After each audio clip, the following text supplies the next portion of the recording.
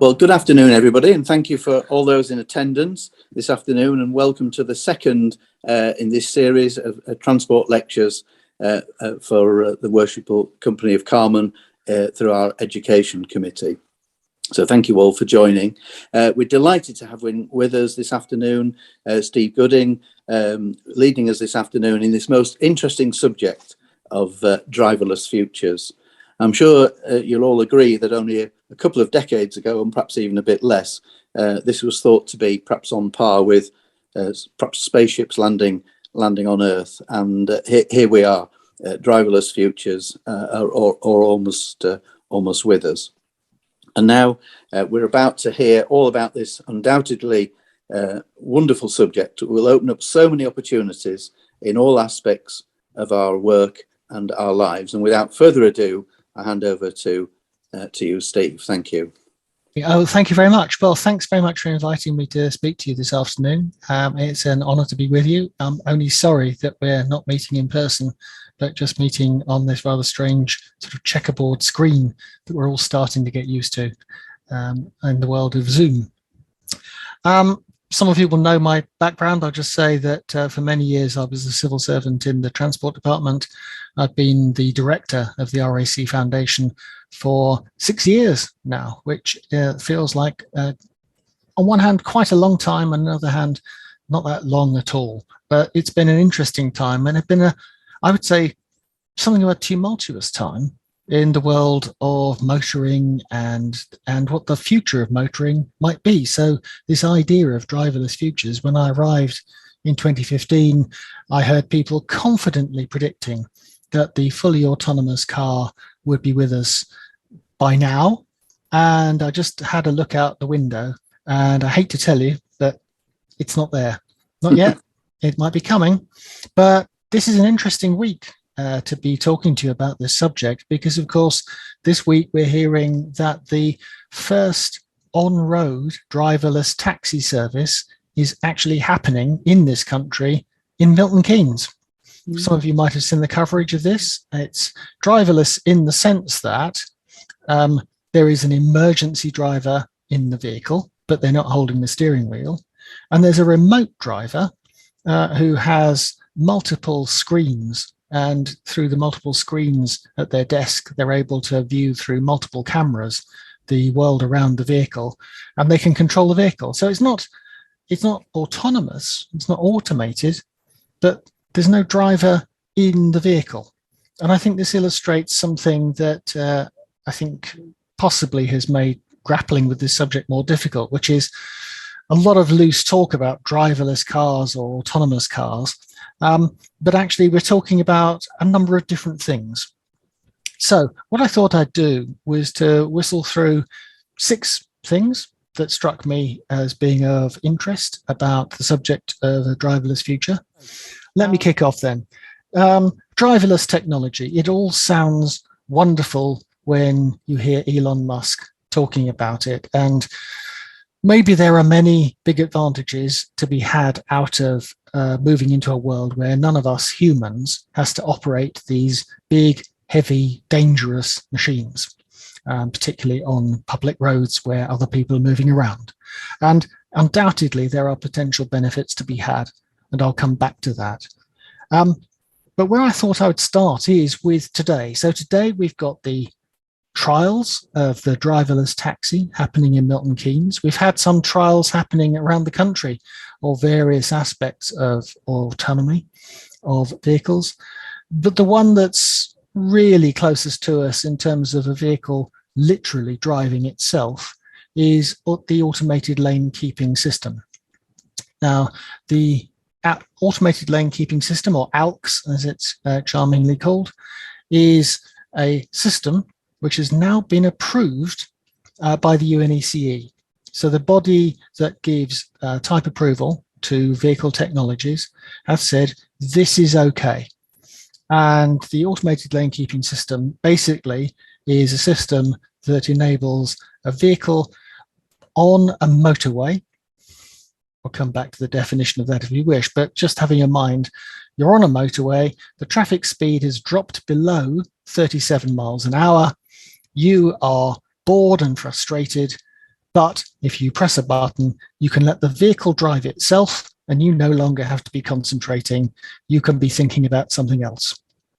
And our government, which, although we've left the EU, is still part of the UNECE and is still almost certainly going to stay in step with EU vehicle standards, has been fretting over how to accommodate this technology, how to not just allow it onto our roads. It's going to come, the vehicles are going to be equipped with it, but what do we say to the drivers?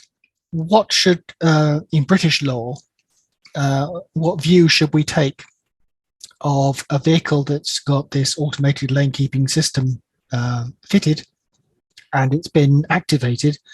What should we allow the driver or the person in the driving seat to do while the system is activated?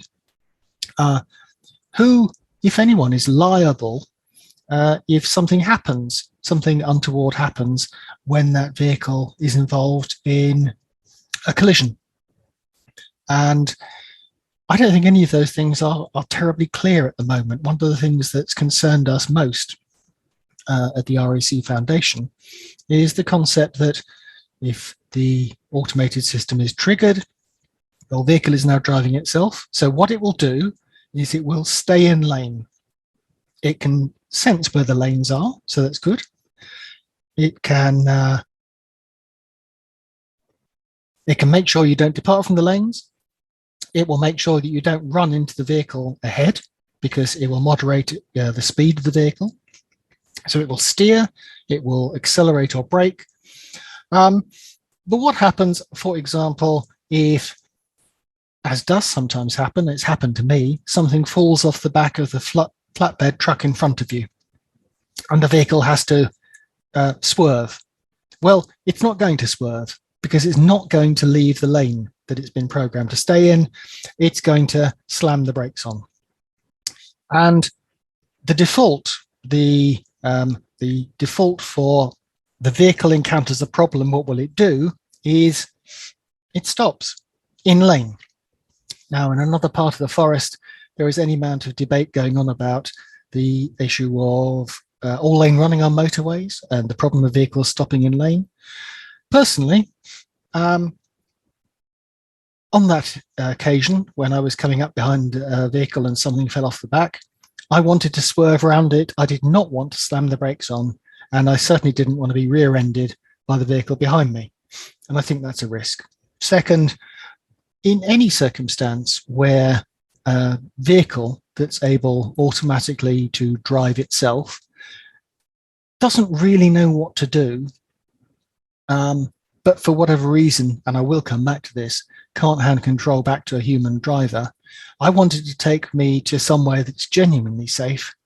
And that doesn't mean stopping in lane, particularly if that lane isn't even the inside lane, which is entirely possible with the AUX system. So I'm a bit suspicious of it. Now, others are rather more enthusiastic. On the upside, I would say that the big step forward that the automated lane keeping system has actually delivered to us isn't something it's delivered to us as drivers or general road users. What it's done is demonstrated that it's been possible at the UNECE to get the good folks who think about vehicle safety standards to step away from the traditional way they've thought of the vehicle, which is as a separate set of components, each of which can be tested in their own right, and to recognize that we're moving into a world where you've got to be able to understand the whole system, and you've got to be able to create a new testing approach and a new thought process for whether a vehicle is safe or not. And that brings with it a really big challenge, because it's possible to check whether something is, in engineering terms, safe. Use that term fairly broadly, but you know, the old vehicle type approval system is very much about, do the brakes work? Are the headlights bright enough? Are they too bright? Those sorts of things. But when you're talking about a vehicle and whether you're talking about a technology which is taking its own decisions. How do you test whether that approach is, in some sense, safe? And in particular, looking ahead to a more advanced form, perhaps even now, our beloved Secretary of State for Transport has said he's very interested in getting the automated lane keeping system certified to operate at least 70 miles an hour and to be potentially able to operate in more circumstances. But it's operating with what we call artificial intelligence. It's learning, it's developing, and it's deciding perhaps tomorrow that it will behave in a different way to the way it behaved today. How on earth do you type approve that? Similarly, if you think even today, let's step back from a driverless future and step into the driving seat of a rather nice Tesla Model S, even a Model 3, but let's step into a Tesla Model S because they're nicer, and I've driven one of those, and I have to say that is without question the fastest accelerating car I ever not just wish to be in, but fear to be in, because it certainly scared the willies out of my passengers when I tried to see how well it would go. But my point is this: Tesla does over-the-air updates. That means it updates the systems on which the car operates over the air, remotely, overnight. That means sometimes what they're doing is an update to the what's called the infotainment system. It's going to make it easier to tune into the Archers on Radio 4 or whatever it is you do when you're in your car looking for entertainment. But other aspects of those over-the-air updates actually affect the vehicle performance. So in the olden days, and I'm not going back very far here, I'm looking at Steve Norris here and thinking about our time with the likes of DVSA and the Vehicle Certification Agency, where you were able to take a car and you would take it somewhere, take it to one of the labs, maybe at Gaydon, and you could check all sorts of mechanical performance. And then when you're done, that was it. So apart from a bit of wear and tear, your brake pads need to be replaced, your windscreen washers need to be replaced. That's understood. With over-the-air updates, the very performance of the vehicle can change overnight. And that's something which our type approval system is really wrestling with, I would say. And it's an aspect, when you think about that applied to a driverless future, we have a past that is a past that's built on spanners and a future that's built on code. And the amount of code, if any of you on this call have a car that was built within the last 10 years, chances are the amount of code built into the way your car operates is about somewhere between 10 and 100 times the amount of code that we had available to put a man on the moon back in 1969. And it's growing all the time. And the code is changing because the code can develop itself. How do we type approve this? It's a huge challenge. So, point one, that's something that I know folks at the Transport Department, not just in our country, but across the world, are racing with. The regulatory authorities, as is ever the way, are racing to catch up with the automotive and indeed the non-traditional automotive clever folks like Elon and his company who have come into this field, who are developing technologies that are running ahead of the regulatory world, because the regulatory world is trying to work out, how do you test whether this is safe? And how do you establish whether it's safe today, but the capacity that the operator has to change it in some aspect tomorrow means it will still be safe? Our whole world of type approval and conformity of production and market sampling needs to move on. Okay, so let's move on to my second point. My second point is about partial autonomy. A lot of the talk about a driverless future envisages vehicles in which, well, you or I don't drive them at all well and good. But a lot of it is also about a vehicle that can drive itself some of the time. Now, not that long ago, I quite often had to drive from my home, which is south of Gatwick Airport in Sussex, up to Leicester.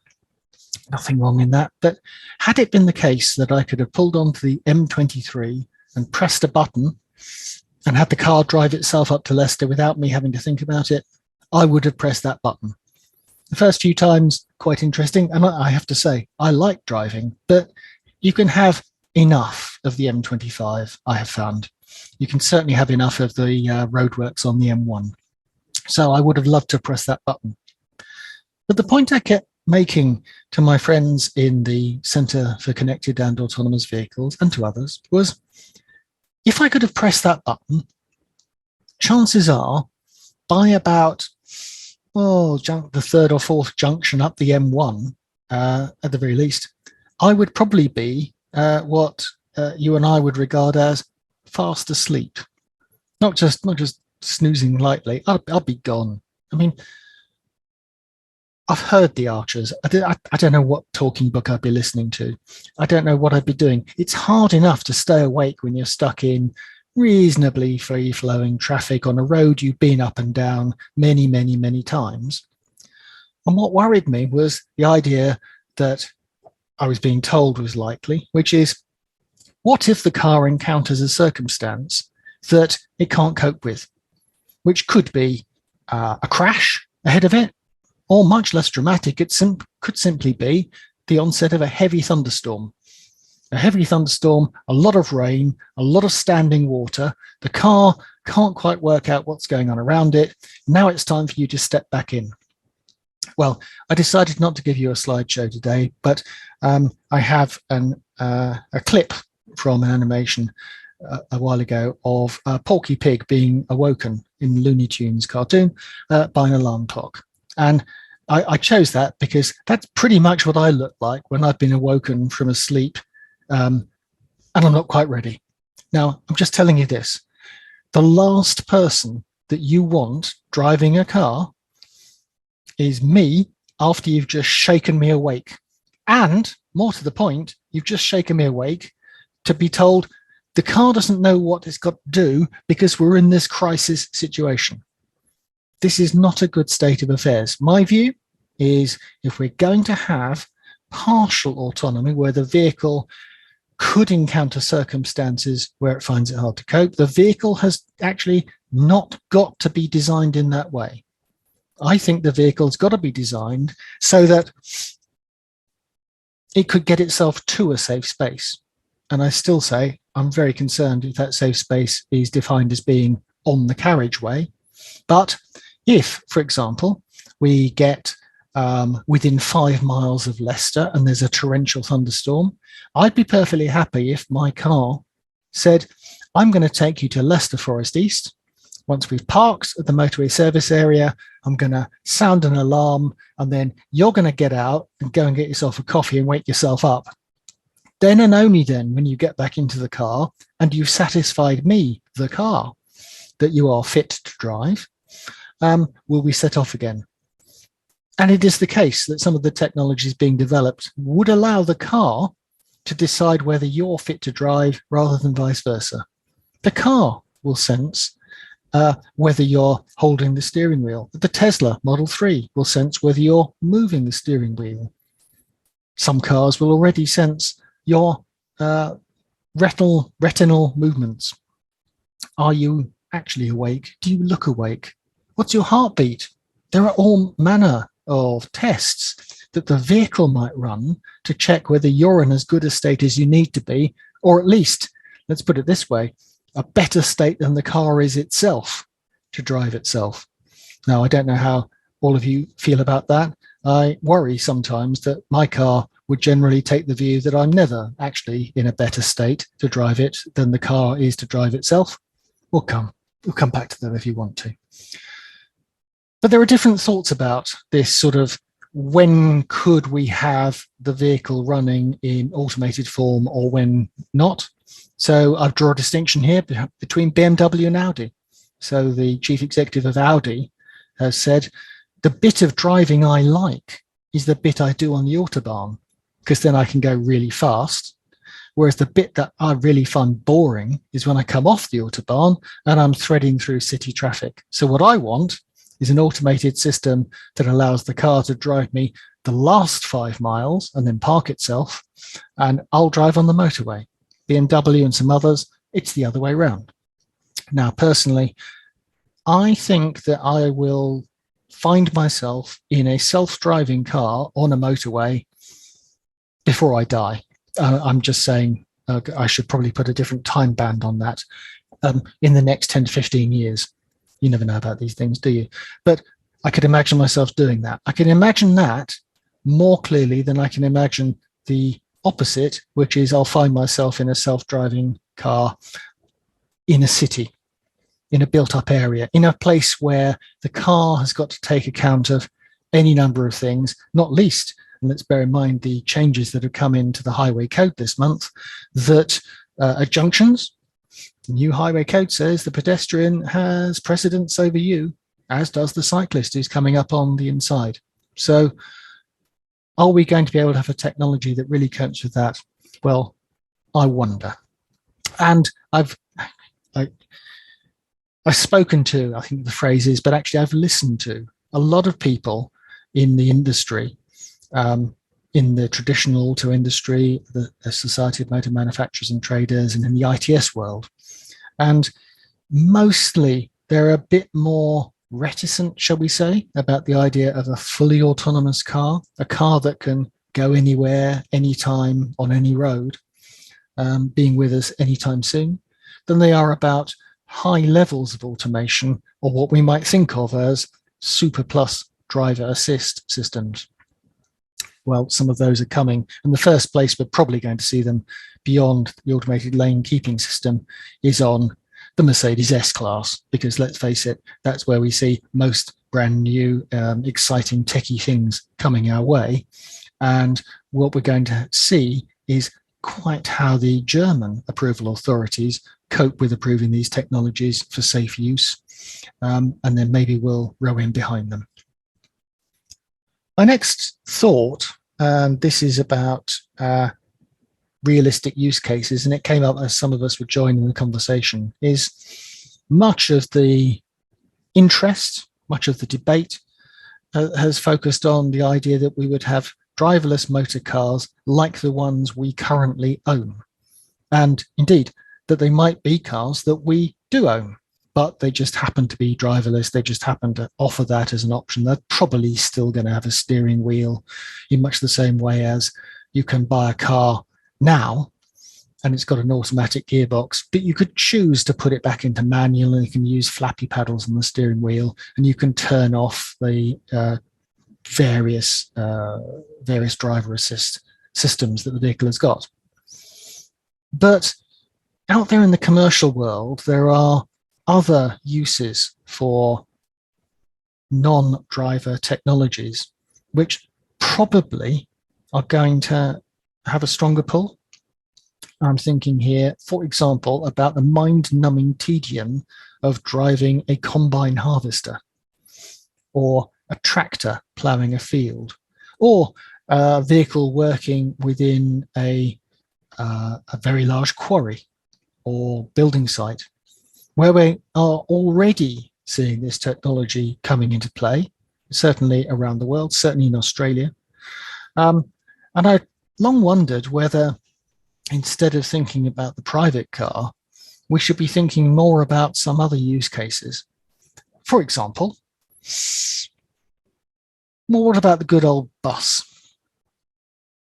Here we have a vehicle that, by and large, is following a set route. It's doing the same route several times a day. That route could be very closely mapped, very well understood, could be fed into the vehicle. There can be a monitoring arrangement for it.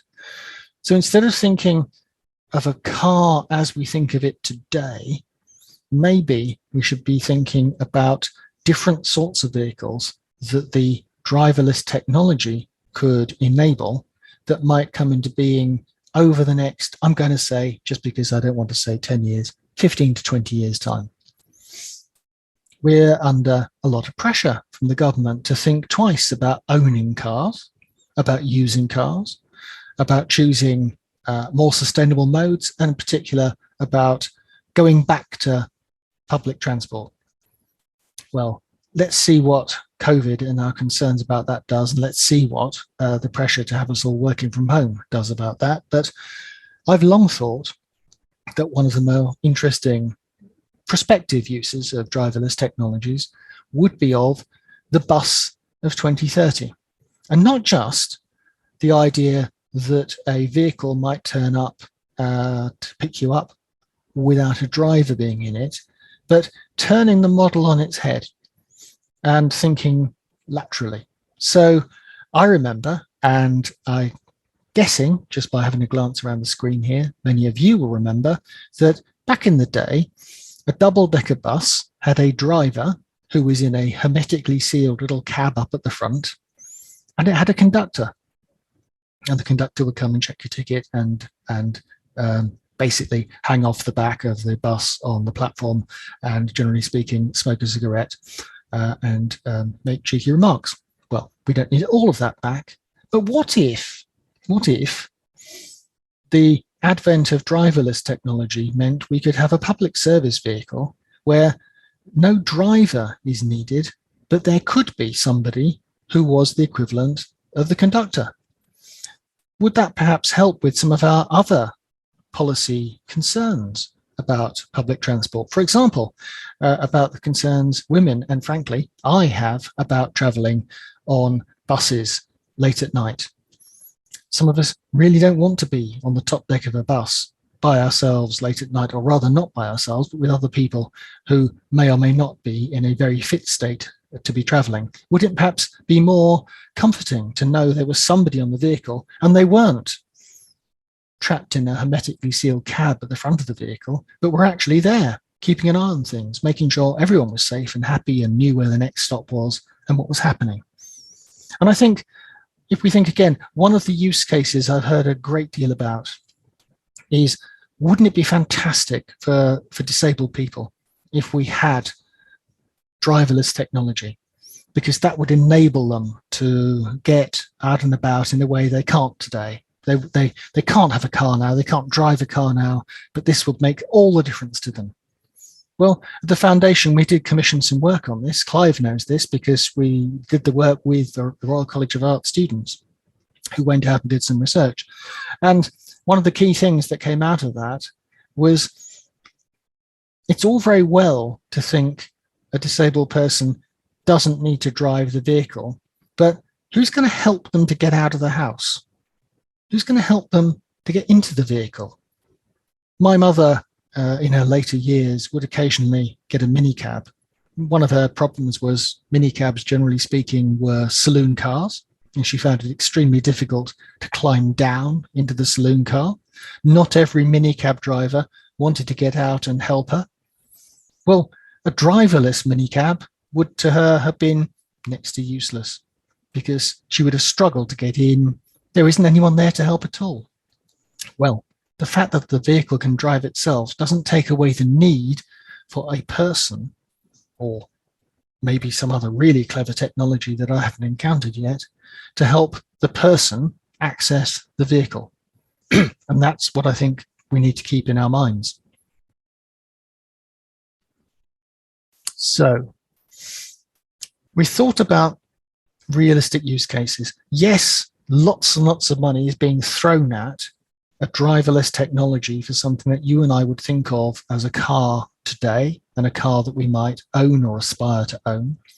But a lot of the commercial interest in the technology is coming not from private car use on the public road, from off-road uses, from agriculture, commercial uses, and from public service vehicle uses. And I would also throw into this mix the fact that in the world of logistics, there are few people more attuned to the bottom line than the fleet manager of a logistics company.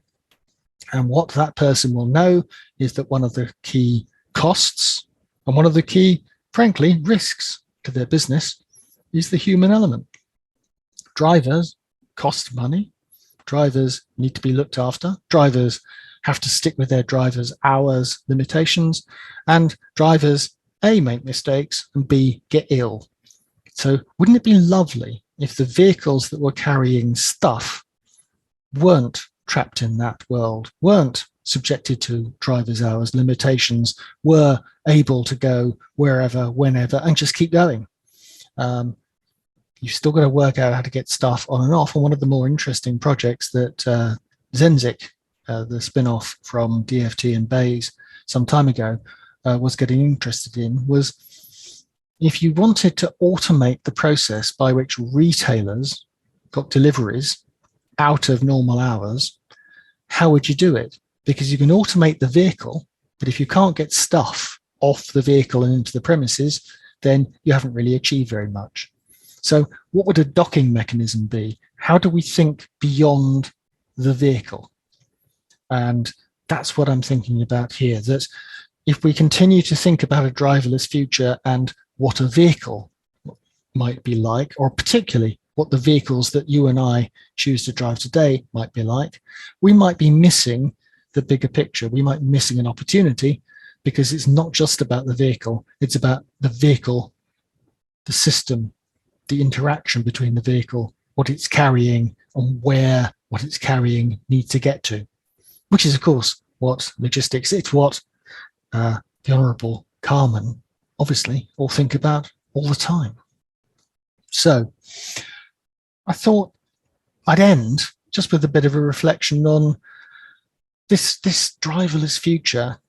Well, for some, definitely, it's a future that they crave. In fact, they crave a car-free future. I was listening to a program on Radio 4, again, just a day or two ago, about concerns, particularly amongst environmentalists, that we've come to regard the private motor car as the default means of transport for almost every trip that we make. And that has a big carbon footprint. It has an air quality challenge attached to it as well. So maybe we should wean ourselves off that idea altogether. Well, I'm not sure that we want to wean ourselves off that idea altogether. Those of us who actually like our cars, not just the trips that we make on them, not just the mundane trips, but the fact that we own them and that we look after them and we enjoy driving them. I'm looking at John Moran here. As someone who I happen to know has much the same feeling about his cars as I have about the motorbike I've got parked out in my garage. Absolutely. Maybe we need to be thinking again in a different way about the car and the role that it plays for us, so that we don't think of it as the default means of getting from A to B, even if it's just one of us and we're just making a mundane trip, if there's an alternative, or indeed whether we need to make that trip at all. I have learnt over the last, how long is it now, 20 months, that it's entirely possible to have almost anything you can think of delivered to your house. I have sat in this room trying to engage in very important conference calls, only to be disturbed by an array of people ringing the doorbell to announce that some new thing that I didn't know I'd bought, but I did turn out to have paid for, being delivered to my house, be it a pair of socks up to a greenhouse. I'm not making that up. A different pattern of trips, but maybe in this future, it isn't driverless. It's less driver, less driving. That's the thought that I was going to close on, that I would like to think that those of us who like driving will be able to do it in moderation, not all the time, not on every trip, but we will be able to do it in the future, maybe still beyond 2030, 2040. I have no current plans to hand back my ignition keys. I might, though, be quite tempted to get on a driverless pod and frankly, if I find myself ever going on an overseas holiday again, I might well find myself doing that at Heathrow Airport or Gatwick Airport after I've arrived on a shuttle. And does it bother me that the shuttle doesn't have a human driver? Probably not. Probably no more than it bothers me that the Docklands Light Railway doesn't have a human driver on most of its services. So there we go, Clive. Paul, they were my thoughts. I hope that was something of interest to you. I'm very happy to join in a conversation, take questions, challenges, or whatever comes to mind of the people here present. And I'm very sorry that I completely overran my allotted 20 minutes. I suppose I should say, first of all, I'm in the I like driving camp with you, with you and John. I heard one of these lectures a number of years ago, and it was being given by one of the people who was writing the software for an autonomous car. And one of the dilemmas they have is the car is in control. It comes to a point where there is an issue. If it does one thing, it injures the occupants. And if it does another thing, it injures the pedestrians that it's perhaps trying to avoid. So it is that sort of dilemma as to what do you do? Do you protect and get the software to protect the occupants, or get the software designed to protect pedestrians?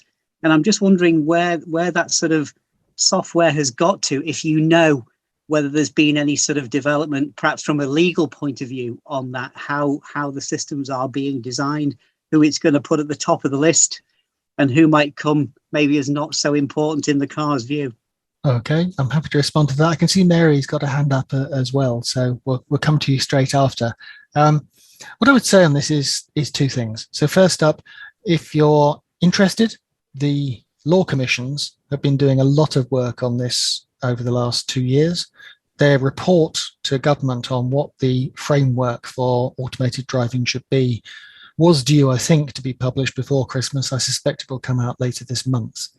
And it will pick up what I think it's called the tram dilemma or something like that. My view is it's an interesting sort of philosophical question, but at heart, the challenge for the designers of the software is not what should you do if the car finds itself in that situation. It's what do you need to do to make sure the car doesn't find itself in that situation. So why would it be the case that the vehicle was going so fast when the dilemma arose that the choice was harm the occupant or harm somebody else? And my view is that the default will be it won't put itself in that position. The future doesn't involve going very fast, in my view, in this world. It's not going to look like one of those computer simulations of vehicles zipping around and missing each other by inches, particularly in built-up areas, because we don't want vehicles zipping around and missing each other by inches, because in those built-up areas, we're there walking around, we're there riding our bikes, our children are walking around. We're seeing an increasing adoption of 20-mile-an-hour zones in our built-up areas. It's becoming the default in Wales and Scotland. So I suspect, whilst it is something that bears thinking about, the circumstances where it would arise would be, I think, really quite rare. And I think the challenge for the designers, and not just the software designers, remember, we're also thinking here about the vehicle designers, that how would the vehicle put me at risk in a world where the vehicle itself has been designed to protect me at all costs?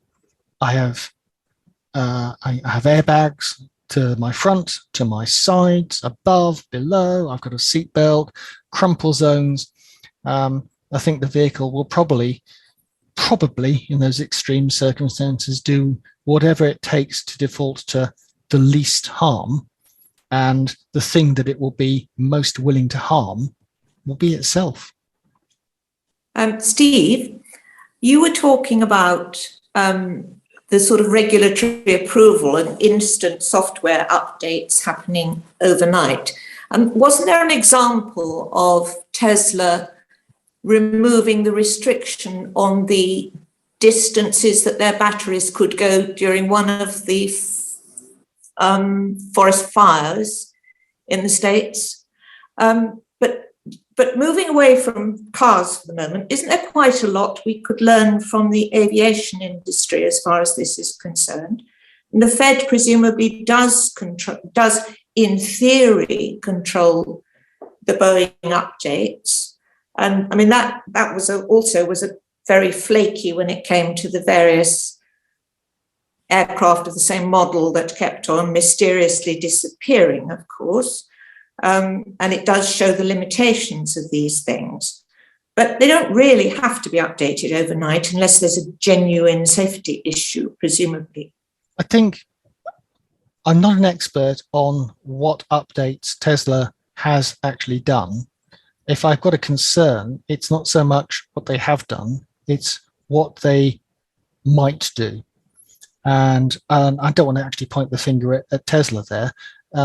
Any number of vehicles that you might buy today have the tech on them that would allow the auto company to reach into them. If you buy one of the more high-end Volkswagens or a BMW, you might well find, for example, that unless you subscribe to their services, you're not going to have some of the driver assist or some of the infotainment systems because they'll only be unlocked by you subscribing and by BMW therefore being able to, and I'll use the term in its broadest sense, reach back into the vehicle and turn them on.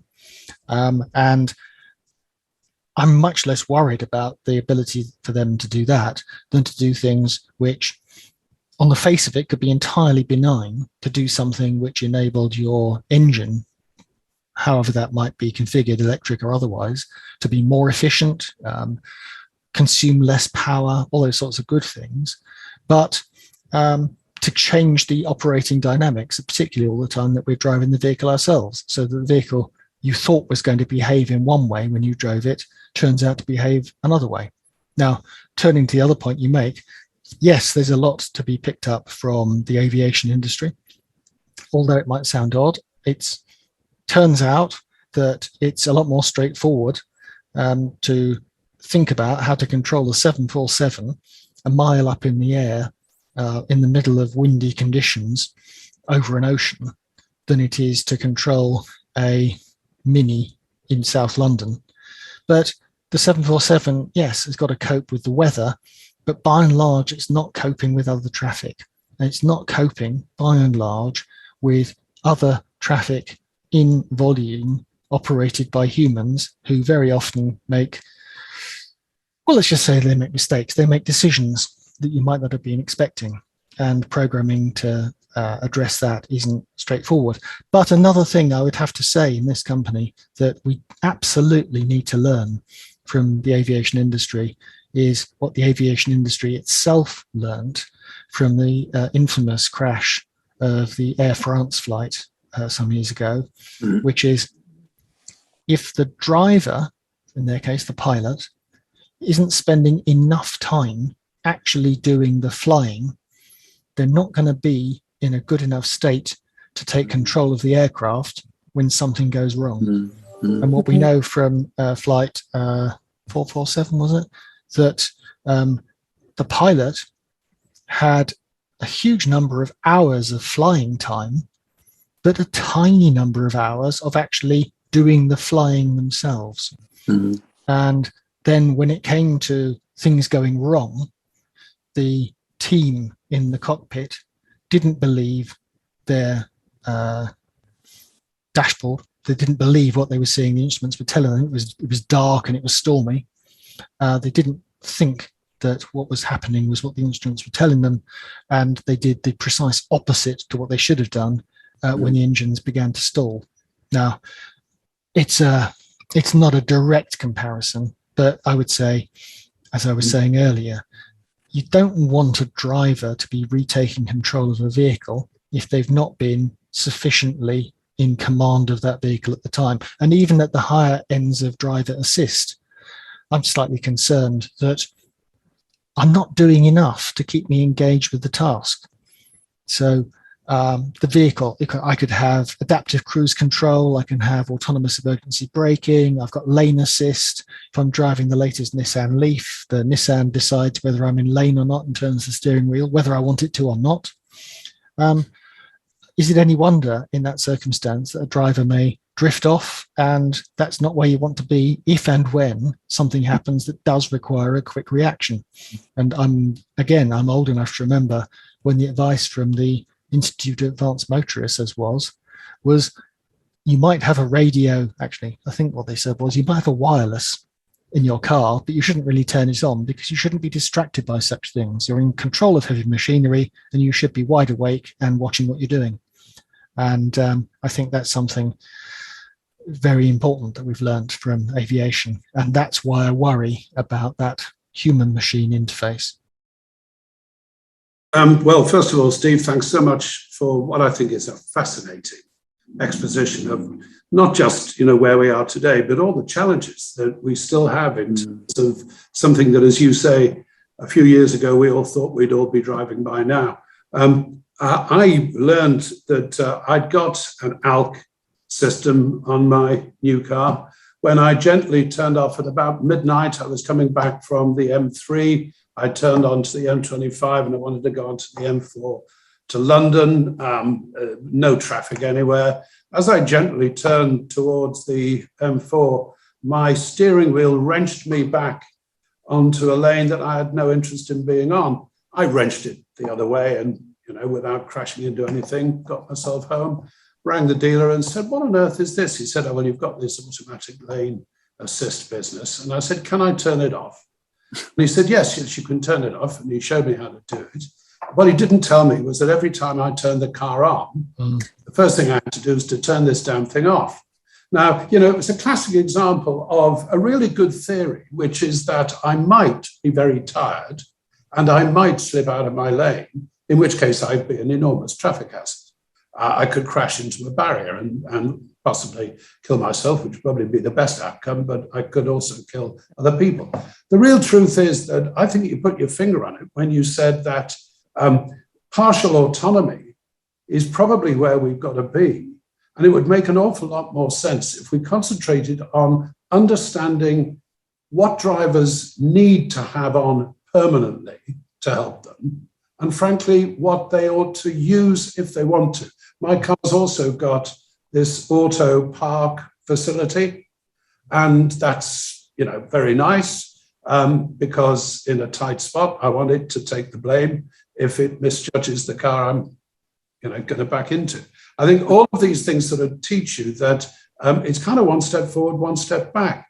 And for me, I'm much more interested in what's going to carry on, what's going to be fitted into my regular car, which incidentally is the type of car I want to drive. You ask a soccer mum how pleased she is at the idea of having to take apart every time she's taken the kids to play football. Every time she's got to take all the kit out of the back and then, keep it somewhere at home and then put it back in the boot of the next little pod that comes along. She's going to tell me not to do that, thank you very much. There are all sorts of these things where it strikes me that what we ought to be looking at is what's really, truly valuable. I've got a head-up display that shows the speed limit and my speed. I'm addicted to it. It's a terrific facility. It's quite new. I don't know how many other colleagues on the call have got it, but I love that. And it's something I really would look for on any new car from now on, because I don't want to break the speed limit, particularly in London, where there's lots of 20s plenty limits around, and where, one wants to make sure it's not going to break the law. I was just thinking of a couple of other points that you touched on. One is the impact of bad weather or the absence of visible road markings on the current technology. Because when Mr. Musk says I could take a car from California to New York State without a driver, what he means is, provided that the sun was always shining, the road markings were always in very good order, and the machine could therefore make the automated decisions for which it's currently enabled. In many, many, many cases in this country, there's evidence that road markings are so obliterated that actually they're useless. I'm not sure how this technology works yet inside that. I'm sure there's an answer, but we're nowhere near it yet. And so for me, this idea of incremental progress, where we separate what we might want to use. If I were leaving somewhere at midnight, I might switch lane assist on if I knew I'd got it. I'd be very aware of it. It'd probably help you to stay awake. And it was certainly like, that thing used to have an Audi, it's a long time ago, where after 2 hours, it sent you a signal and said, you've been driving for 2 hours continuously, and you might think about taking a break. I always thought that was a perfectly useful reminder, and it's something many drivers might want. So the thread of what I'm saying is I think advancing technology can be really, really helpful, but we're a long, long way from a driverless world in which we're not really, in charge of the vehicle. I think you make that point very subtly, quite often, but very, very well. Just one final thought, and it's a chilling one as far as I'm concerned. It's a fact that throughout the world, more men are employed driving than in any other occupation on earth, including factory work of one sort or another, any other sort of hospitality work. More men are employed driving, whether it's trucks, cars, buses, whatever you want to think of. More men. Now, what are we going to do with all those people when we make them redundant? You talked about the OPO bus, the one-person operation. NOPO might be an interesting idea, but as you said, might be actually quite useful to have somebody on the bus as a human being to do human things. And to me, the answer that you gave to Nigel when you were talking about this business of who decides who to kill, if anybody, I thought was exactly the right answer. But the truth is, the other problem we haven't really solved is who is going to be the mind that makes these decisions? I'm not allowed to make them. I'd like to press a button that says, never kill me. I doubt that's going to be available in the suite of options that my vehicle is charged with. So who's actually going to be used? You mentioned it. Who are we going to sue? Who needs? I mean, it might be the person who gets injured. It might be my estate if I get killed. I think these are questions that politicians certainly will spend a long time debating before the technology, which may well be advancing faster than them, actually becomes capable of being used worldwide. That's all, just reflections. But thank you for what I thought was a really stimulating introduction to a hugely interesting topic. Thank you. I just thought I can see several hands have gone up. So I'll just reflect very quickly on one of the points that Steve made, and then perhaps let other people have a say here. But there was I've heard a very interesting comedy sketch about the options for specifying what you want in your driverless vehicle, which would go from I want it to get me from A to B in comfort through to I want it to protect me in all circumstances. If faced with the last living leopard crossing the road in front of me with 2 children behind it, but it'll make me late for a meeting, just keep going. That one costs you more. I'm not sure we're going to quite get to that, but I think the creep of tech in the modern motor car sometimes owes as much to people doing things because they can, rather than doing things because we want them to. I drove the latest Nissan Leaf, lovely car, right? Lovely car. I've got nothing against, certainly against electric cars, but it was arguing with me when I was, in my opinion, wide awake. Now, as Steve has said, late at night, you're coming back from somewhere, you're on a motorway, and you're going to be on there for the next 5 junctions. Well, that's when I don't think I'd mind having the car taking command and sticking in lane. And yes, the car's got to have tech on it beyond cameras that sense where the lane markings are, because even on our motorways on a wet day, it can't see them. But if it's got a GPS system as well and an accurate map, it can do that. What I'm less sure is that I've decided I want to come off at the next junction, or for some reason I've decided I need to come out of this lane into the next one. Frankly, I'll decide that, thank you, if I'm awake and that's what I want to be doing.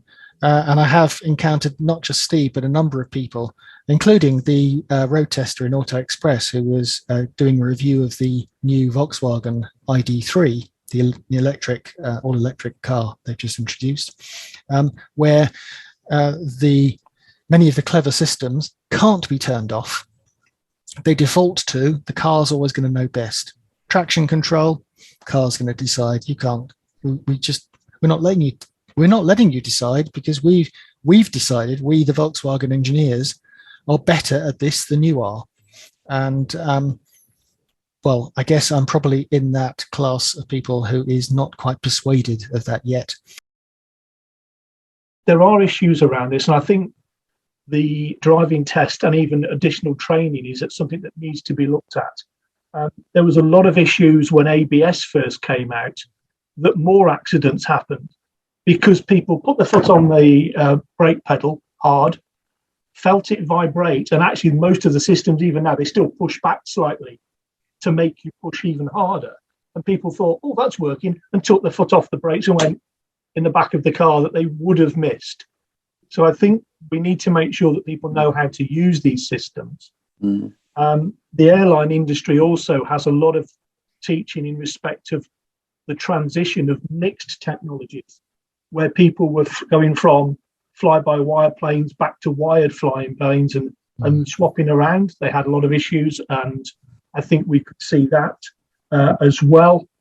And I also think that we need to look at, if we buy a car and it's updated overnight, does that invalidate our insurance? If I bought the 300 brake horsepower version that suddenly gets chipped overnight, officer, by Elon Musk, am I still insured for it? I think there are a number of issues there, but some great technologies, and I agree with yourself, of being able to turn them on and off as you wish is also another good idea. Thank you very much. Been very informative. First of a couple of remarks to Steve Norris. I can assure you that Mr. Musk does stop me driving in bad weather and my car controlling me. He says, I can no longer control you, in not quite the same words, but effectively, the software has been upgraded not to work in doubtful conditions when it can't see. I have been a Tesla driver for some 5 or 6 years, and I found the Tesla updates to be absolutely fantastic. They have gradually removed my privileges of what I could do on the road legally, although I didn't do. It makes me drive much more safely now by actually controlling what I'm allowed to do, whether I'm allowed to keep my hands on the steering wheel, not, etc., etc.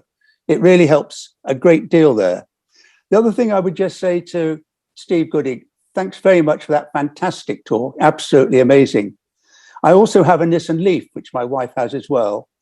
And I find Mr. Musk is much more intelligent than my Nissan Leaf. He does make me do things much better than my Nissan Leaf. I find my Nissan Leaf at times in automatic modes quite scary. They just haven't quite got there in the same way that Mr. Musk has. I think this is a question of evolution, and of evolution around in having driver assist. I believe I am a safer driver using my driver assists that I have in my Tesla. I think I use them with some discretion and intelligence. I've just driven up from Cornwall. That's why I was on my iPad and hadn't got quite tuned into my visuals. And I found there that driver assists weren't very good on two-lane roads because of the overtaking of the traffic. But where I find absolutely brilliant is, let's say, I think we've all been around Reading and around that area of the M5 when we've had 50-mile-an-hour limits and we've had to keep in our lanes there. Well, that's absolutely brilliant time in which to put yourself on lane assist and lane control and to keep the people in front of you. It just makes that thing so much safer, so much better, so much easier. But I'm also in trucks. Just supplied the first 2 all-electric 38-ton tractor units to be supplied in the United Kingdom. And there I know how much the software is gradually being used for helping drivers drive more safely. In many ways, with distance control, and it's going to be with lane and other things of other sorts. That is going to be an evolution. There are tests there with some of the vehicles that we're using, which are working. And so all I can say is this is something that's going to happen gradually in helping us evolve to safer drivers in safer vehicles. I've already had warnings when I've been going to become a little bit close to a vehicle in front, my software tells me with great violence that I'm getting too close to someone and makes me start to stop. It does those type of things, and it can be updated and changed so very easily over the word. But Steve Gooding, thank you so much for a very, very thoughtful and highly realistic way of doing things. Thank you very much indeed. Well, as usual, all the people that are pushing this sort of technology are ignoring the fact that not all of us live in towns or cities or anywhere where there are things like buses and trains. And I've spent the day up until I came on here driving where the lane keeping doesn't work. In fact, the lane keeping hardly ever works because none of the roads I drive on have actually got white lines anyway. Even if some of them have got fairly dodgy white lines, but most of them have got no white lines at all. And for most of the day today, I've been driving my car where the satellite navigation screen is just showing a blank green area with a small arrow in the middle, which is me, because I've been off-road on a private estate and needing to obviously drive across grass anywhere where I need to go, something that, I mean, I can't possibly conceive could ever be automated.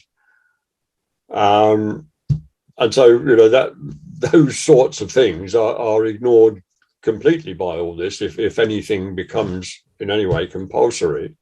And the other point, another point I would like to make too with the automatic lane keeping is, although I can switch it off, I mean, I've got 3 levels. One is where it actually keeps me in lane. 2 is where if I deviate from the lane, it gives me the shutter on the wheel. And the 3rd is it's turned off completely. But even when it's turned off completely, there's something going on in the background, because on our narrow country lanes, if I have to move as far to the left as I can, because there's something coming the other way on a narrow road, it actually pushes me back into the middle of the road, into the path of the oncoming vehicle.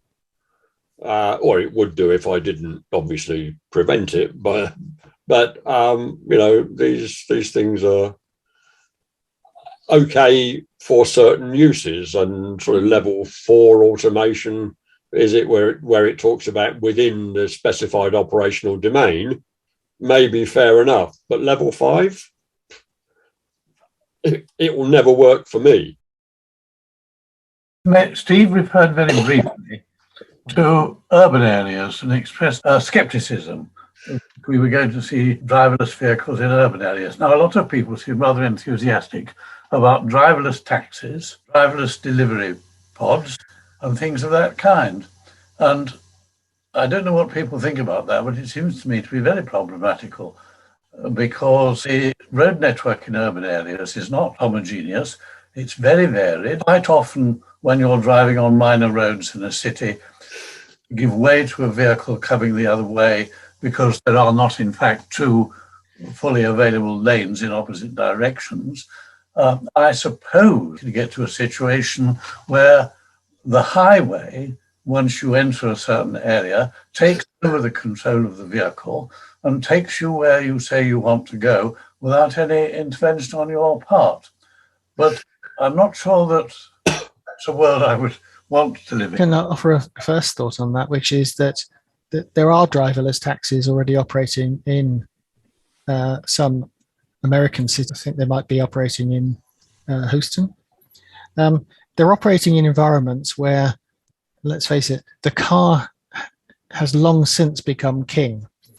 And it's not an environment that, for example, you would recognize if you lived in Islington, say, where some of the streets are very narrow, some of them are still cobbled.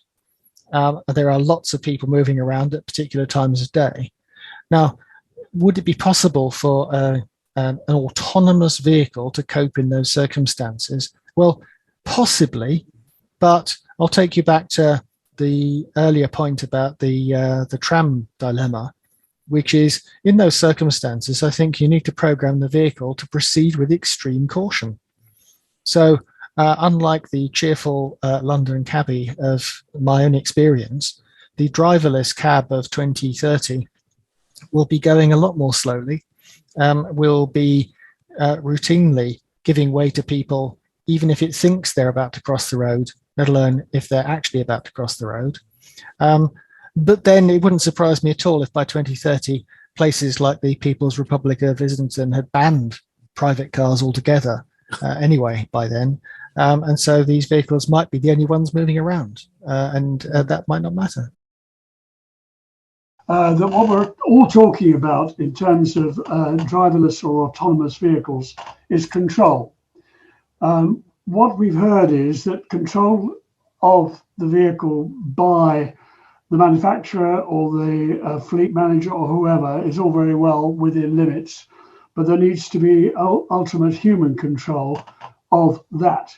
And you mentioned off-road circumstances, quarries, farms, and so on, where it's easier to exercise the control, the vehicle's control, but there must still be a human element.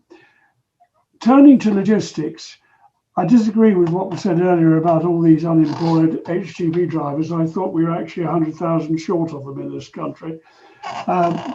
If we were to focus on truck convoys with a driver able to control the convoy rather as a pilot is supposed to control a plane and so on, is there any evidence that the focus of research, legal regulation and so on is looking at that area where goods can be moved in greater volume by less humans with sufficient control allied to the vehicle control? Well, I'm on the sounding board for the project I think you're referring to, which was being run by the Transport Research Laboratory.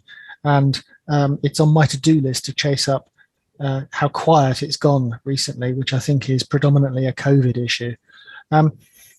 It is, with current technology, perfectly possible to give the driver at the front of a convoy of trucks control over the convoy up to, I'm not quite sure how many trucks have been trialled. I think it's 3 or 4 at the moment is the most that have been controlled in that way. The questions really come with quite what that's doing for us, because when the convoy, if you like, the convoy breaks when the vehicles go their separate ways, if that's what they need to do, the driver still needs to be there. It's extremely boring to be stuck in the cab of truck 3. You can't see much apart from the back of truck 2.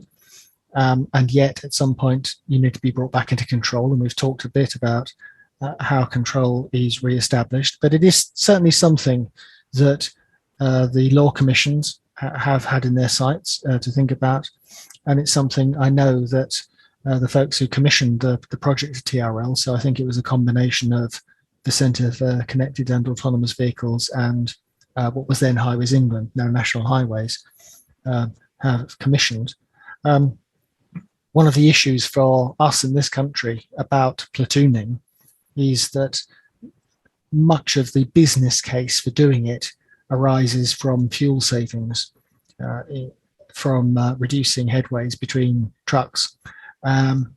If trucks have the right headway between them, as prescribed by the highway code, quite often they're driving further apart than the trucks that you and I would see today actually are.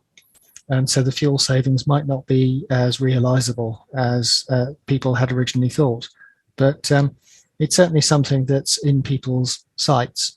Where I think there is an interesting world to be thought about is less, if you like, the at-scale road train, and more the last somewhere between 1 and 3 miles, where we don't want the driverless 18-wheeler trundling down the road outside Jim Coates' house because it won't fit.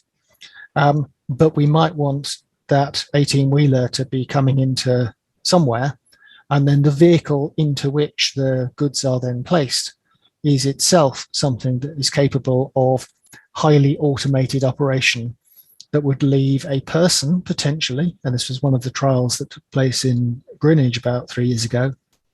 A person brings the pizza to your door, the driverless vehicle brings the pizza and that person to your street.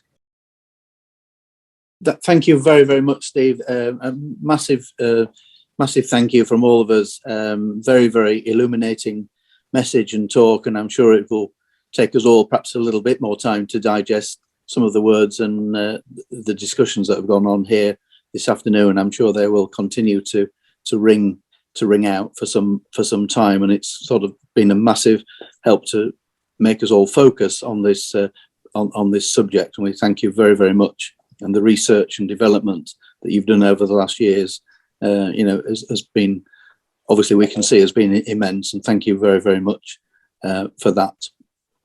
Thank you very much to everyone for joining us this afternoon. I'm sure we all look forward to seeing how all of these things become a reality in the coming years.